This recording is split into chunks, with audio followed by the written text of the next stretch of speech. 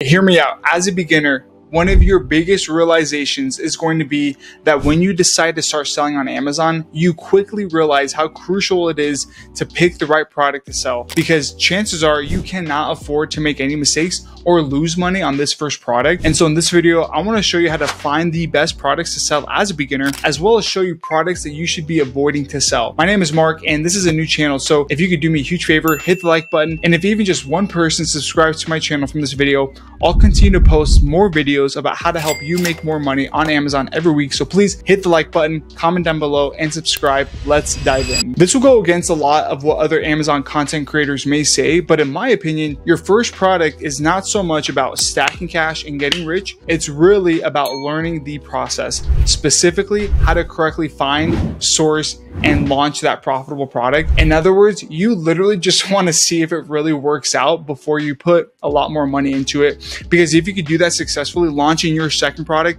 literally takes like a fifth of the amount of time, because you're flattening that learning curve. And I'm here to tell you that it will 100% work, and it does work, but only if you know how to correctly launch a product that has strong demand and low in saturation. With that being said, I think what'll help you the most is first to understand what items you should be avoiding to sell as a beginner. Since it's hard to pinpoint one by one, like don't sell this, don't sell that, I've broken it down into 10 types of products you should be avoiding to sell on Amazon.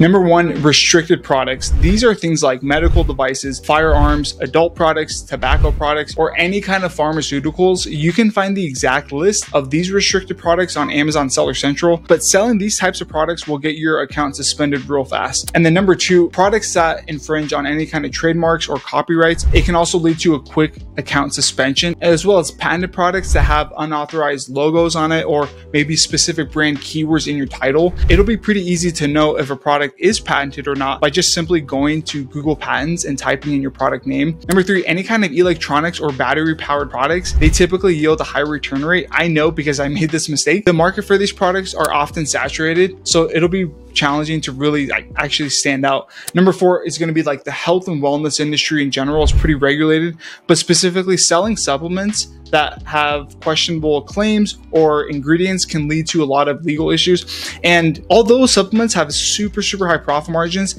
it typically invites a lot of big brands ready to pour money into Amazon ads. So unless you have really deep pockets, I suggest just staying away. Number five, it's going to be like weight loss and fitness products. Similar to health products, some fitness equipment can lead to high return rates if they require a lot of assembly and don't end up working as expected. I will say though that there are a lot of really great subcategory products in here for sure. Overall, just like stay away from things like resistant bands or any kind of items that have a super low barrier to entry, because they become quickly saturated. Selling clothing or accessories that can quickly go out of style usually leads to a lot of excess inventory and just wasted money. Even if you're only selling one style of a shirt, you're going to need to have every size of that shirt, every color in stock. And so setting up variations alone can get really confusing, and just trying to know what size, what color is going to sell best. Number seven, beauty and cosmetics. Similar to health and wellness products, cosmetics are pretty highly regulated and filled with products that are typically big brand dominated. Number eight, seasonal and trendy products.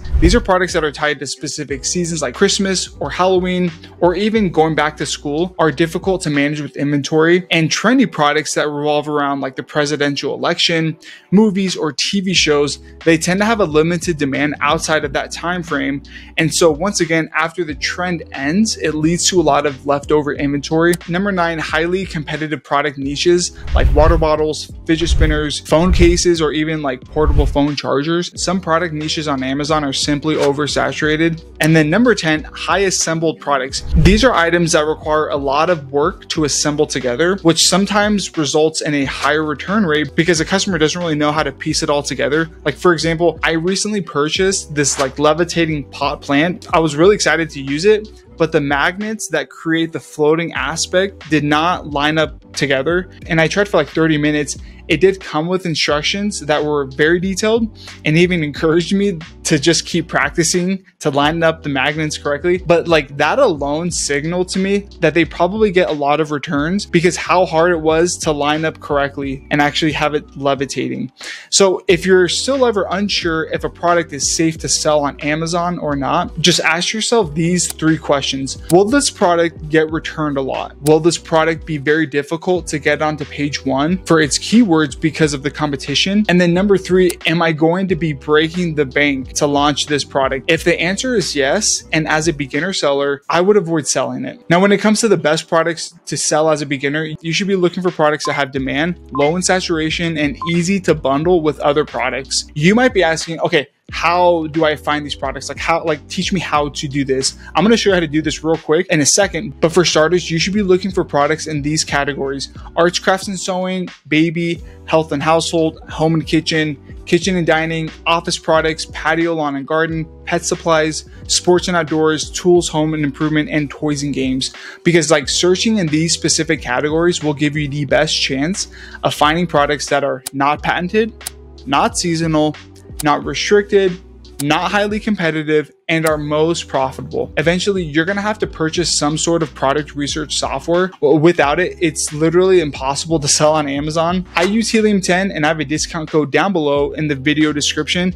And if you'd like to follow along, you can use it because Helium 10 comes with a lot of amazing tools like to manage your business overall. But the best tool to start off with for product research is Blackbox. Once you come into Helium 10, you're gonna be clicking this top bar that says tools, and you're gonna see all the tools that they have listed for you to use. They're broken down into sections such as like product research, keyword research, marketing, learning, creating a listing, analytics, operations. There's so much awesome tools in here, but in reality, you need to focus on just about 20 to 30% of these tools. Just by doing that alone, you'll launch your product. You don't need all of these tools to launch your product. And so the main ones to really focus on, I have here on the left under my favorites. For as far as finding starter products as a beginner, I want you to come into Blackbox and you're going to click it right here. Now, when you come in here, these are all the different methods of how you can find these products. You can search them by niches. You can copy and paste a competitor URL or ASIN in here. You can do product targeting. There's a lot of these different methods, but I really focus on the products and the keywords tab. And so once you click keywords, you're basically looking for phrases or keywords or search terms that people type in on Amazon. For example, if you're wanting to look for a new watch like this, you can go in on Amazon and type in men's watch. That's going to be a keyword or a search term.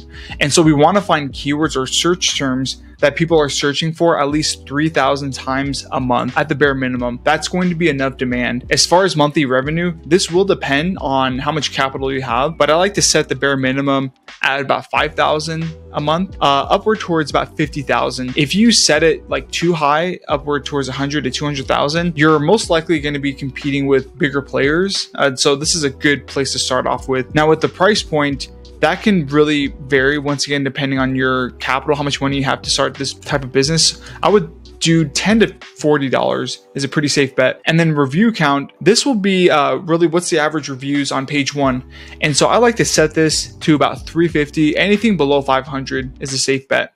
I don't really do anything here on review rating. I guess if you wanted to find products that you can really like change and cultivate because the current existing products really suck, you could be like, all right, I want the average review rating to be like a 3.5. You will 100% get products that could be using some good innovation. That's a really good topic, and I would love to talk about that, but not in this video. And then I don't mess with the word count at all. I already listed the categories previously, but like I said, there are so many categories to pick from. But in this specific example, I really want to focus more so in on home and kitchen and dining. I usually pick just 1 or 2 categories to start off with alone before, instead of just picking all the categories. Now, as we go through these results, you know, wedding signs, minimalist wall art, dough bowl, wedding table numbers, I more so just look over here at the search term, the monthly revenue, and then the review count. I mostly like to look for products that have a good enough search demand, but also that the reviews just are not too high. Shot glasses with lids,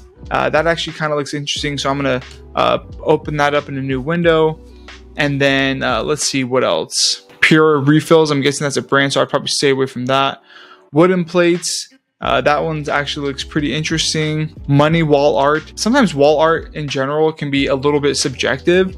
You just don't know exactly what people are wanting. Maybe it's a specific type of art, but you know, it's a little, yeah, like I said, I think it's a little bit subjective. Let's see what else. Birthday box for woman, ice tray for Stanley Cup. I probably wouldn't sell something just based off of a Stanley Cup, even though if we open this up, like, that is killing it. Let's just actually look at that real quick. That's really smart, actually. This could be a quick win. I just, you know, it's like I said, it's kind of a seasonal-ish product because it's focused around a brand and not so much like an overall demand. I would say if it's a, like, I don't know, cup, ice mold or whatever, that'd be one thing. Let's keep on looking. Blank recipe book. I think that's cool. And let's do one more. And then let's do mushroom blanket. Now, as I open these up, what I'm going to be looking for is really getting an idea of the product. And so this mushroom blanket, it's a pretty like general term. It's not very specific or super niche. And so the first thing I want to do is open up X-ray, which will pull out all the data for page 1 on this specific keyword. It'll tell me exactly what's the average review count here on the top left, what is the search volume here, what is the average revenue, and this all looks very, very good. So what I'm really looking for are how are the top 1 to 20 listings doing as far as revenue and review count, because I then know if I can come out with a very similar type product as these mushroom blankets, and if I landed on page 1 for this keyword and I keep it on there, I can expect to be doing these kinds of numbers as far as revenue count. And that's really why you want a low review count, is because you can see someone like this, 26 reviews, you can compete with that. All right, let's look at the shot glasses with lid. I think this is actually pretty interesting because I've never really seen something like this before, and it's a very general product, and then you just add a lid onto it. And I know that I said originally no glass, and there is 100% truth to that, but also I just wanted to throw this out there because I want to be safe and cautious. But you have to understand, if you see someone selling it on Amazon, that means you can also. All right, like, it is generally safe to avoid glass products in your first product, but if someone else is selling it, you can too. Like, there is such thing as a safe packaging. And so I just kind of like to look and see what the numbers look like, the revenue, the review count. I don't really like those numbers, to be honest, but let's look at wooden plates. This is a really great keyword. It has a lot of good search volume, 3,000 searches a month. The average revenue count is super low, 173. And so it means that if we can get this onto page 1, it'll sell extremely well, and it should be relatively very easy. Now, you might be asking yourself, well, okay, what kind of wooden plate, as far as like, should I sell a 10 pack or a 12 pack, or what size dimensions? In any case like that, try to make it as easy as possible and to follow what's already selling well. A product that's already sticking out to me is this product right here. It's a 12-piece set, 9.8 inches. They're selling it for $64, and they're doing about $6,500 a month in sales, and they only have 37 reviews. And so if I were to sell a product like this, I would 100% replicate a similar product offering like that person. So don't make it difficult. Don't come out with a super far off variation version of the product. Follow what's already selling. You don't have to sell the exact dimensions, but you most likely would want to be selling a 12 pack of this type of product. And so those are the kind of questions you should be asking yourself. If you find a good potential keyword, the next step is going to be, okay, if I were to sell this product, what would it look like? And how many pieces would I be selling in a set? And then that's when you're going to be moving forward to working with suppliers and reaching out through Alibaba, which I have a video on as far as how to contact suppliers safely that I'll be leaving in the description. Anyways, I hope this video was helpful for you. If you can hit the like button, comment, and subscribe, and I'll see you in the next one.